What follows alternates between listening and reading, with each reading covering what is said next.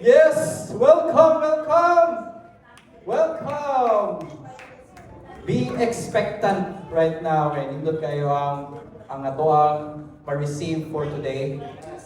If you are going through something in your life right now, kanang you feel like mura kang nag-treadmill ba?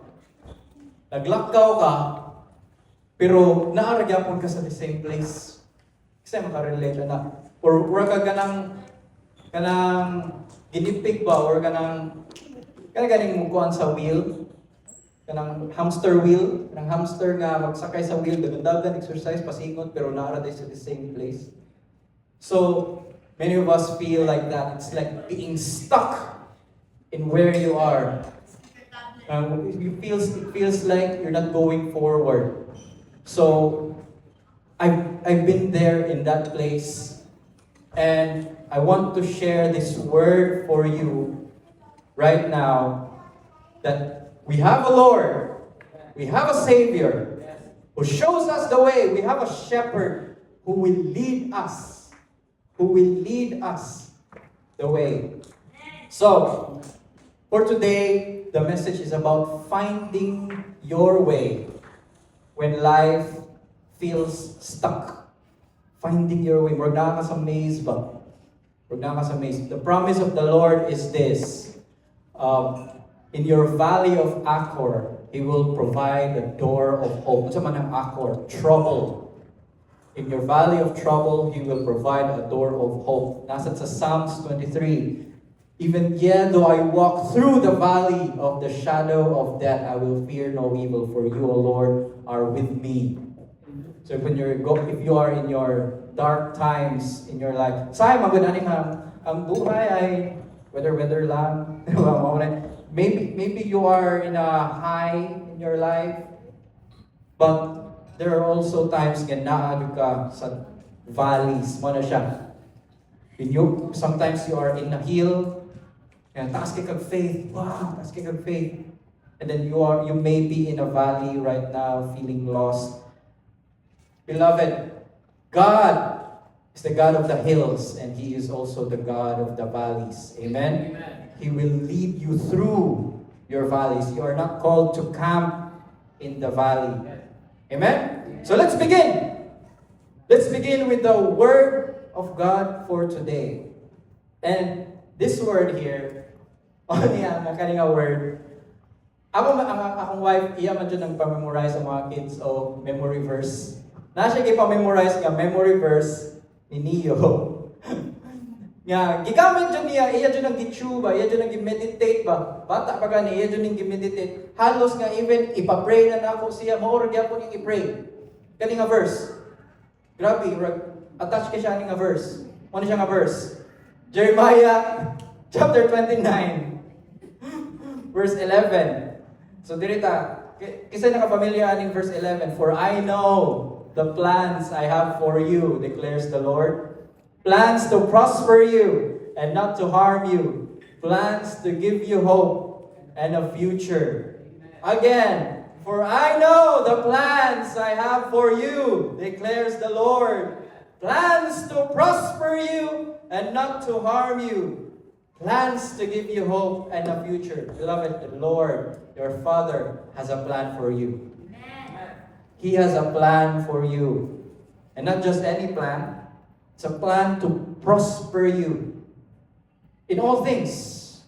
Dili ra sa kwarta, but also in your health, in your relationships, in your business, in your school, in your studies, in your parenting, in your marriage.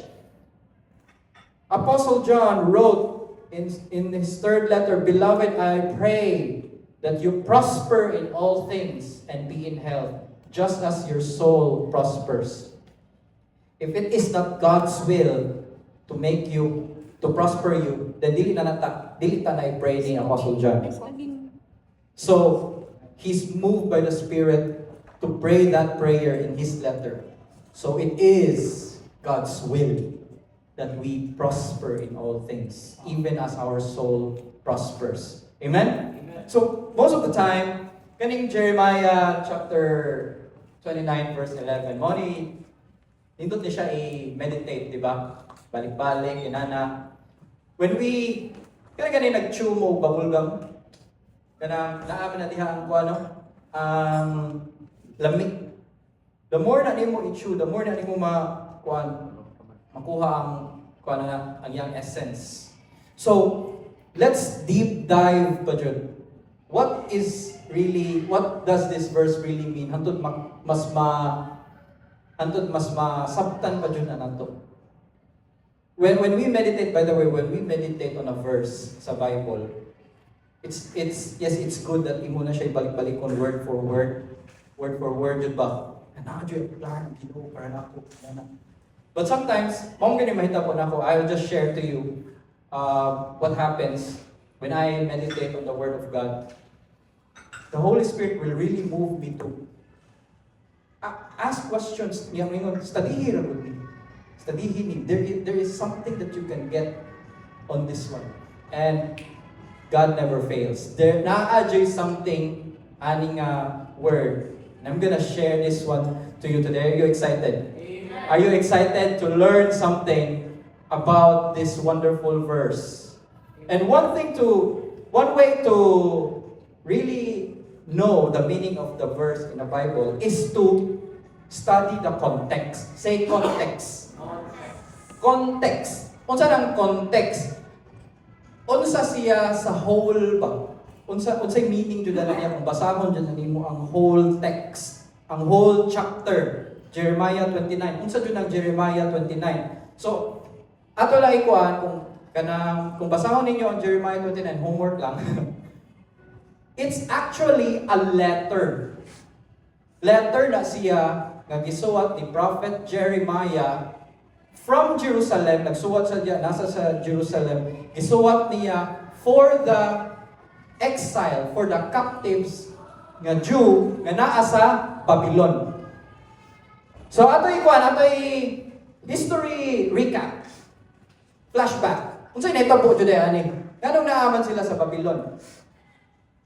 There is a time in the history of Israel, and diri jud ka makaingon mo nga tinuod jud ning Bible. Nga tinuod jud ning Bible. Why? Kinsa may tao nga naay saktong buot nga isuwat niya iyahang mga palpak sa iyahang diary or sa iyahang autobiography mo niyang mga palpak ay di ba kung sa social media mag-post ka dapat naka-smile ka, naka-make up ka, di ba?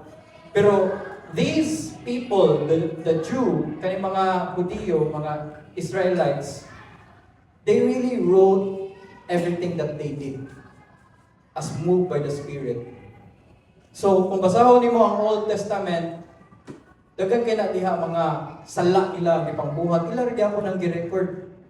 And the reason why they were exiled from gi-exile sila gisakop sila sa mga Babylonians, ida sila sa Babylon.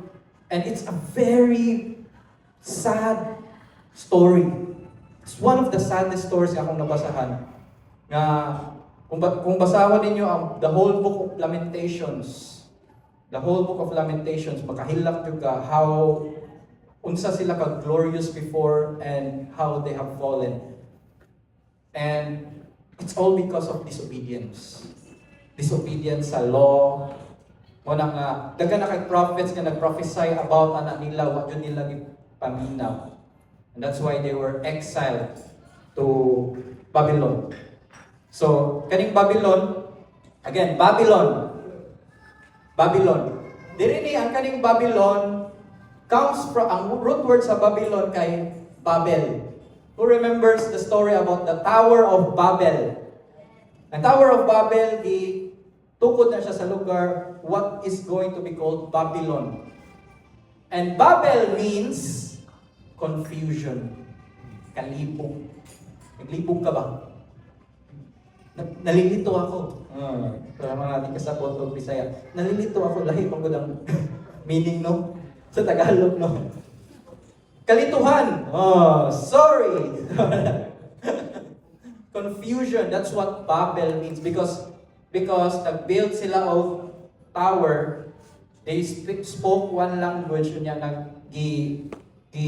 scatter sila sa Ginoo, giilis na ng language. That's why it's called Babel. And Babylon is on Babel. So, the Israelites were exiled to the place where there was named, to a place named after confusion.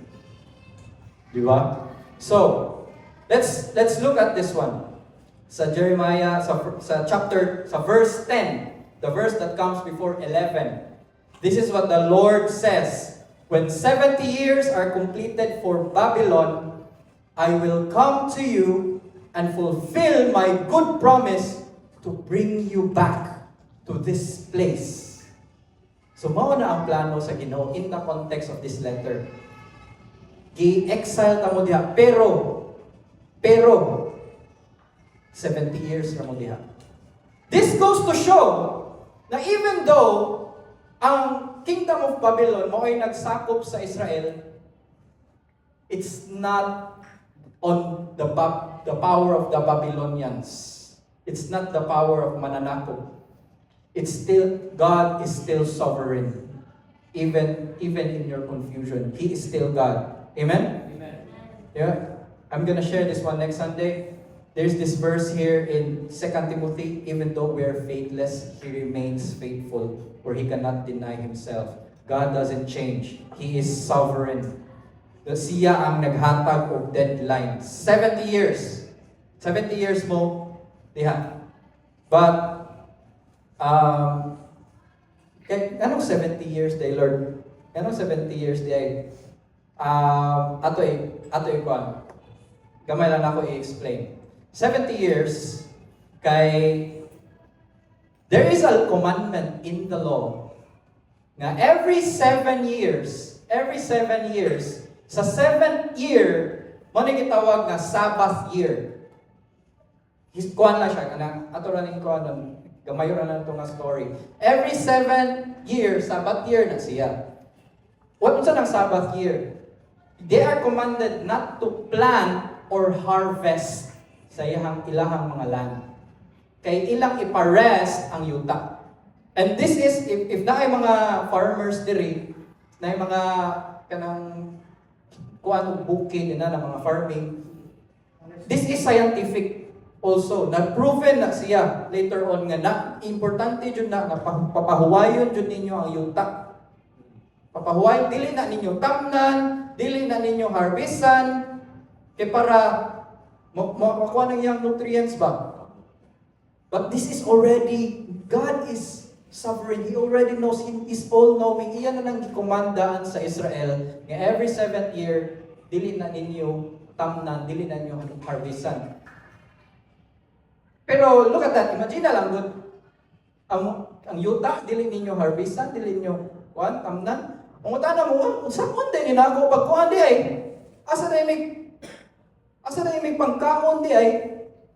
Wala ba yan ni kuman ang Ginoo na nga ayaw na planta na what could siya ni consider o promise nga on the 6th year you will have double nga inyong ma-harvest para wala na dili na mo maghunahon na sa 7th year. There is a promise of the Lord in that.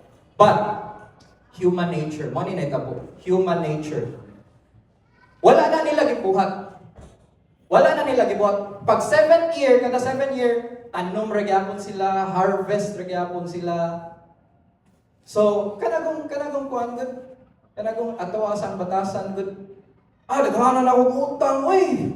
Daghan kay kog bayranan, yarong mag-church. Kay ako sa ning bayran akong mga kuan, mag-work sa ako. Kanya na ng Ginoo. Paano bitaw ang Ginoo, liog tao kay tabangan ko ikaw. Diba? Bahala, way pahuway. Saan na naman pagkaon na? Hindi tayo magtrabaho. Ay, di ba? Mo sa na yung mindset sa mga Israelites, sa mga Hudiyo, wala din nila i-follow. Kayo gyapon sila, trabaho gyapon sila, even sa Sabbath year. And this happened for 490 years straight. Wala nila ipapahulay ang land for 490 years. Hala. So, 490 divided by 7, Math. 490 divided by 7. 70. Utangan ang Israel og 70 ka-Sabbath years. 70 Sabbath years wala nila gibuhat. And so, out sa ilang mga idolatry, tanan mga sala, gi-exile sila sa Ginoo sa Babylon para makapahuway ang yuta for 70 years. You know what this means? You know what this means? If you do not rest, rest will rescue. If you do not rest, rest will rescue. What does it mean? Di ka ni ka pahuway. Di ka ni ka matog. Sige ka ni ka og pulaw. Mamawi na imong lawas po. This is biblical. If you do not rest, rest will rest you. If you do not rest, rest in peace. Because God created Sabbath for man, not man for Sabbath. God created rest for man, not man for rest. So therefore, rest. Pahuway. Di ba? Sumala siya. More on that in the next Sundays. So, kisay na yung bago nga na-learn today. Amen. Kisay na bless. Oh, kisay walay pahuway niya. Rest.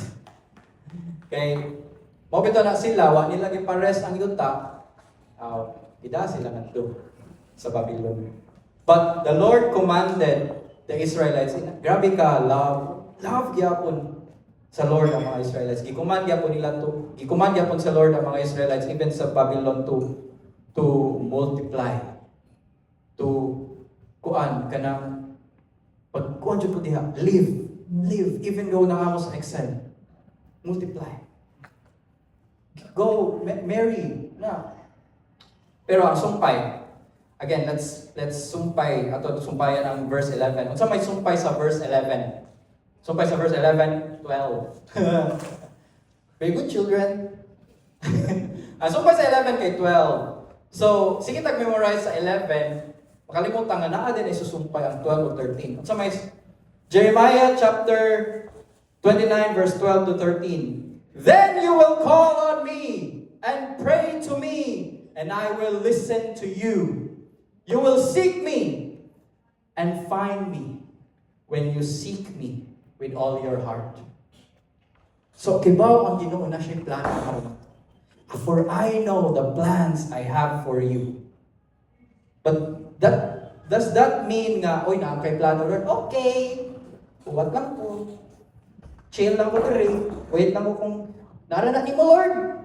Nara na ni mo Lord. Uwat lang ko diri. Tambay lang ko, chill. But it doesn't mean nga kay bawa siya sa iyang plano para nato we just stand by idle. Nga wala ra tay buhaton. What do? We call on Him and pray to Him. Because prayer, beloved, prayer is not just asking God for something. Prayer is not asking God to change His mind. Prayer is agreeing with God for His promises to us. Agreeing with God. Say agreeing. Agreeing. We agree with God. Mabito to sa song ganina. So remember your promise, oh God. We remind God and ourselves of His promise. Why? Because He is faithful. Amen? Dili ta I will always share this to my friends.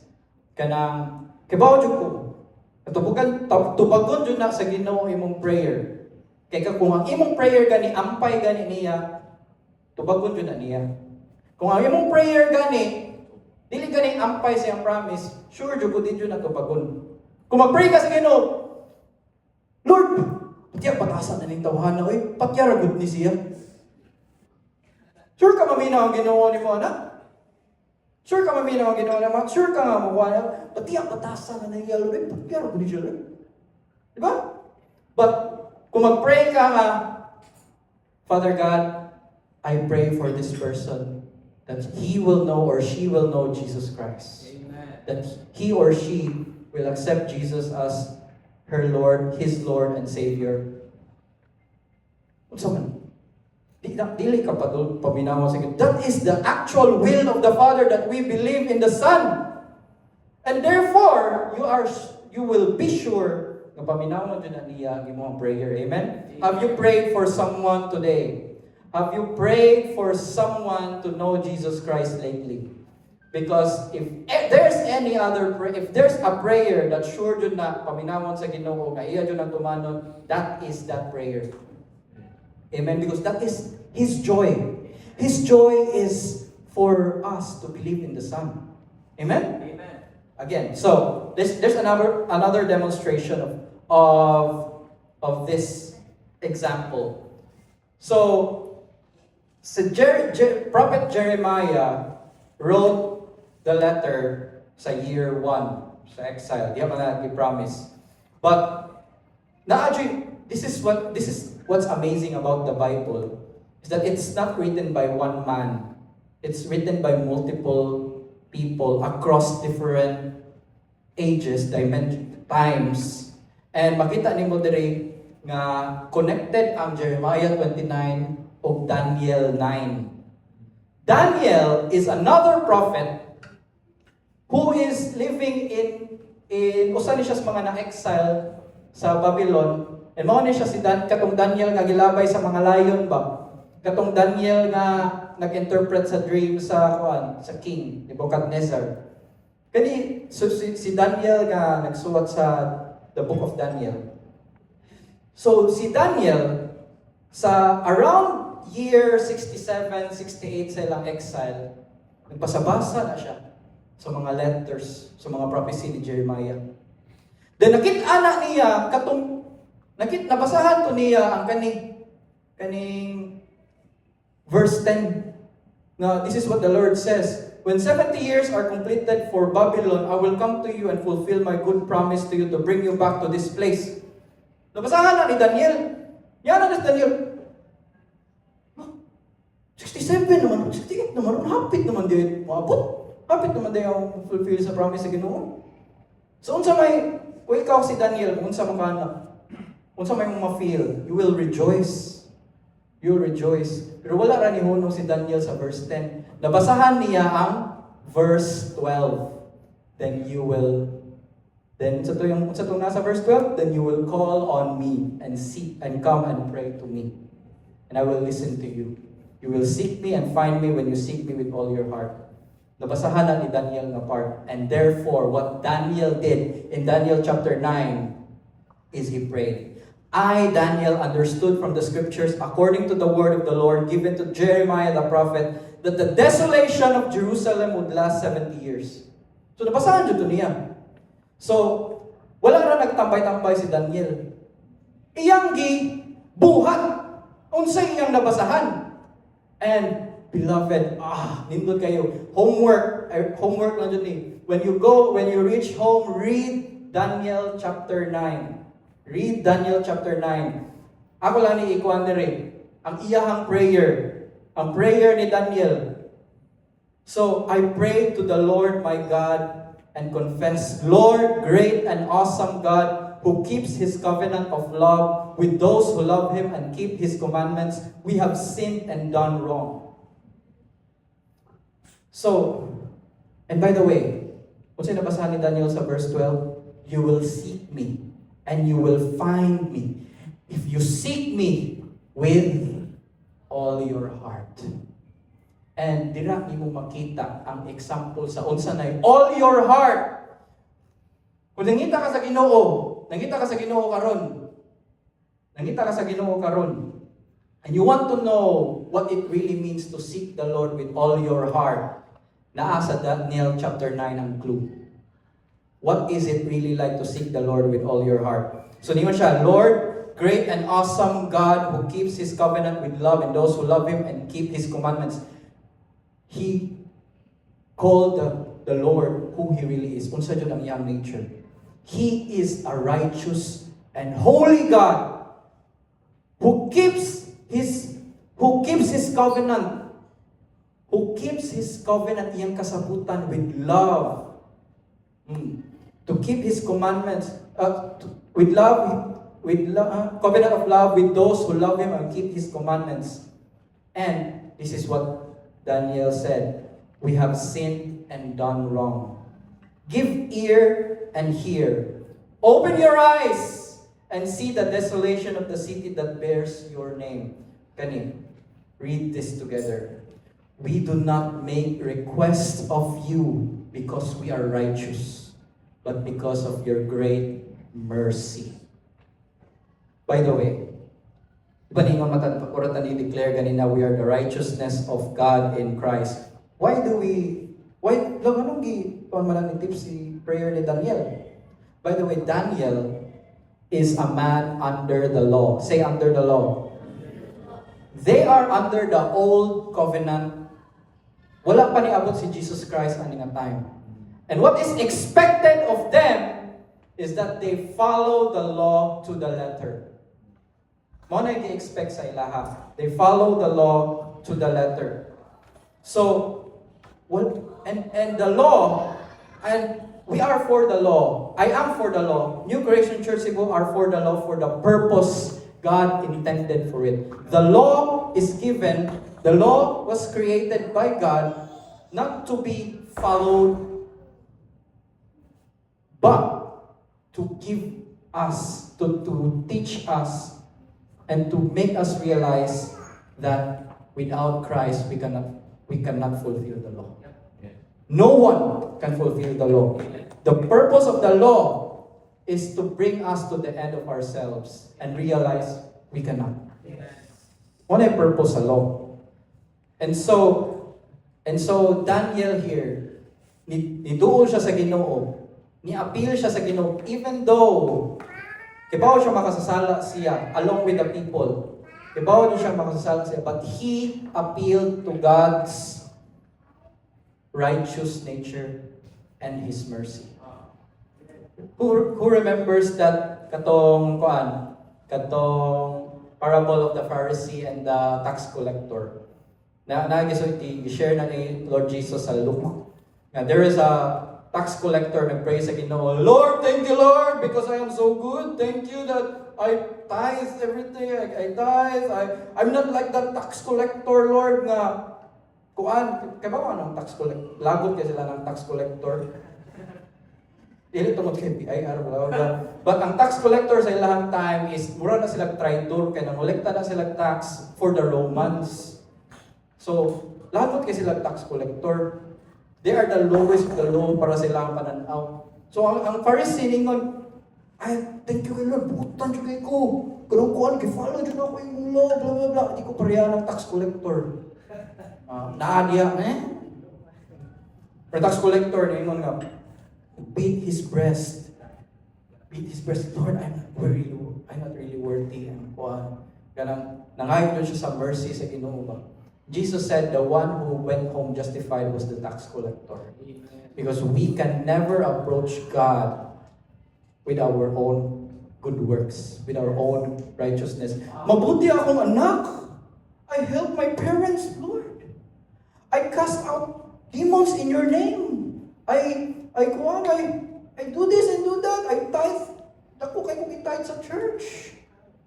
Or nagbasa ko Bible every day. Di ba? Kung akong ipaskwila akong anak. We cannot approach God in that attitude. We cannot approach God na, Lord, paminawon yung kuning mo, Lord, kikibaw ka, I'm so faithful to you. That's not. We approach God knowing our place and knowing who took our place in behalf of us. We only approach God. We only approach God by the blood of the Lamb. You know, again, I'm just gonna cover this one a little bit. See, Cain and Abel. I-offer sila sa Ginoo. They worship the Lord. Ang gihatag ni Cain kay ang iyang first fruits sa iyang mga tanom. Diba? Kung sa ng first fruits, Lord, grabe, sintan ko din ako, Lord. Ako dyan till ang yuta, Lord. Ako, the best na harvest ang yata ni mo, Lord. Anak si Cain. Si Abel, yung yatag ang firstborn na lamb sa iyang flock. Ang mas na pleased ang Ginoo sa offering, kangit sa man, si Abel. Because when we approach God in the name of Jesus, of His finished work, not of our good deeds, He is more pleased. Amen? Amen. Amen? Remember that, brothers and sisters. That's how we approach God. Seeking God with all your heart. Seeking God. This is seeking God with all your heart. Is coming clean. Say coming clean. Coming clean. You own your situation. You own your mga kuan, like, it's not like dili nimo makuha ng kuan ba, dili nimo ma-appreciate ang grasya sa Ginoo kung imo pong sigig defend ang imong sala. She made me do it. He made me do it. Look what you made me do. Look what you made me do. Way kuan ba, walay ka ng accountability ba? So, kung imo ang kuan niya, iya bang gud kong gikuan or naa man gud kay kuan, nagsakit mo gud kuan na mo nakakuan kuan na. If you do not own your reaction to the situation, if you do not own it nga imuha jud ni-decide jud kuan na jud kay part ana, then imong dilute or kanang imong gilasaw ang grasya sa Ginoo nimo. You cannot appreciate His forgiveness. Because your imong gikuan ang imong sala, imong gipagamyan imong sala. Wa ka ni take accountability. Owning yours, owning it. You own it. And then you say, Lord, I really made a mistake. I really sinned. But you know what, Lord? I thank you. I thank you that you have forgiven me once and for all. I thank you that even before I sinned, you have already forgiven me. You have already forgiven me at the cross.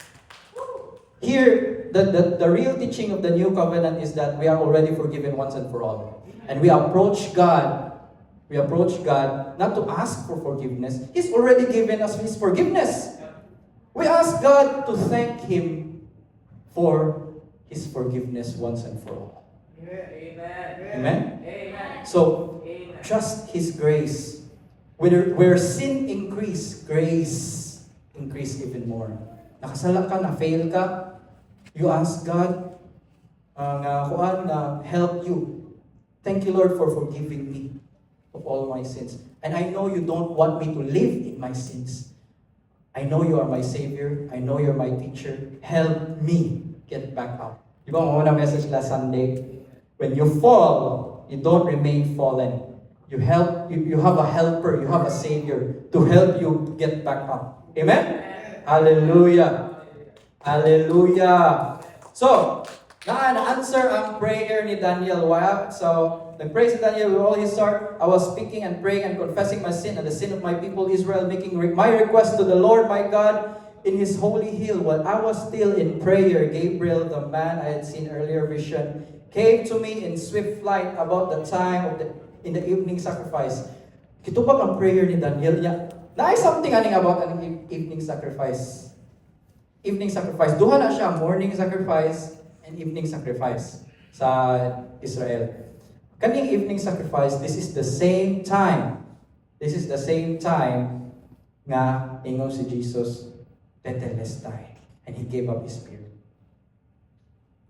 So there's a message on this one that the answer to your prayer comes at the time when you declare that it is finished. When you come to the Lord and declare His finished work. When you come to the Lord and declare your righteousness in Christ. The answer to your prayer may not be kanang ma-change na yun imong situation. But most of the time, it comes in the form of peace. Shalom peace that surpasses all understanding. And you will have strength to face your tomorrow. Amen? Amen. So He instructed me and said to me, Daniel, I have come to give you insight and understanding. Wow, insight and understanding. Insight and understanding ka nang makasabot na ka sa unsay panghitabo nimo. Sometimes we are, and by the way, asa ganin si Daniel? Asa ganin siya ani nga time? He was in Babylon. Babylon means confusion. Gabriel came to give Daniel insight and understanding even in the midst of his confusion. God, this is promise of God. God is willing and able to give you insight and understanding in your moments of confusion. Amen? Amen? Naglibog na ka, wala kasabot.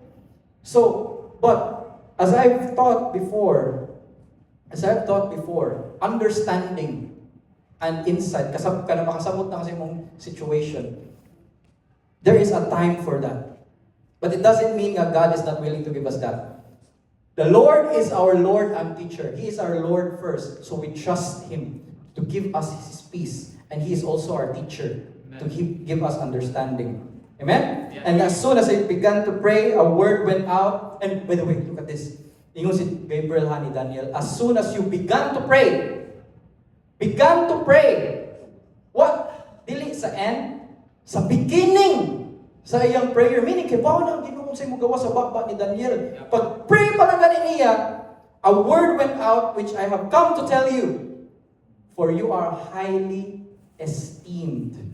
Amen. So therefore, consider the word, understand the vision. And kaning vision mo ni siya about sa coming of the Messiah. So I didn't know ako i-cover diri, but take a look at this, beloved, which I have come to tell you, for you are highly esteemed. Unsa may mahinumduman ninyo ang highly esteemed? Karito. You are highly favored, greatly blessed, and deeply loved. Amen. And this is, by the way, this is the prophet Daniel we're talking about. A man under the law. A man under the law. A man na wala pa niabot ang Messiah. And beloved, we are in a generation.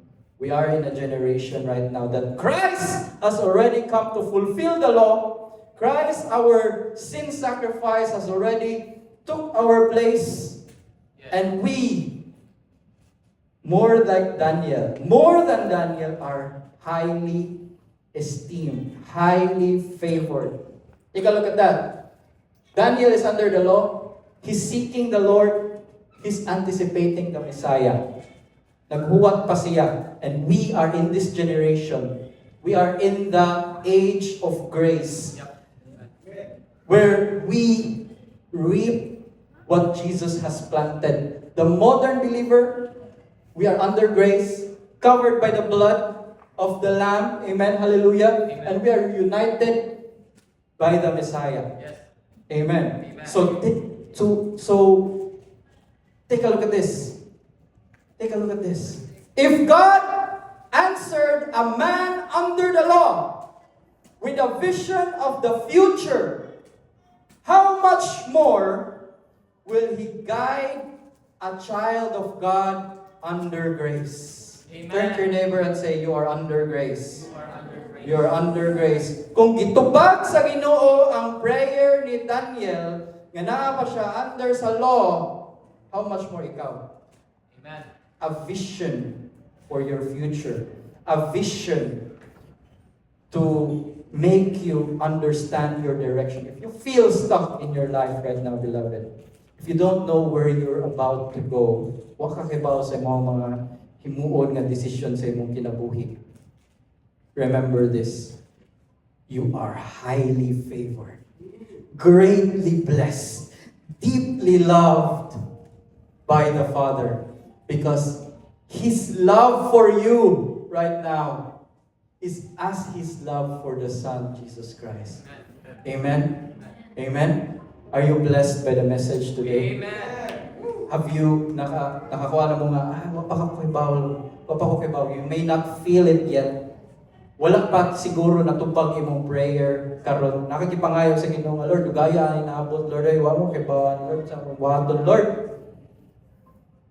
But keep your eyes on Jesus. Amen? Amen. Keep your eyes on Jesus. Keep your eyes on Jesus. He is the author and completer of your faith.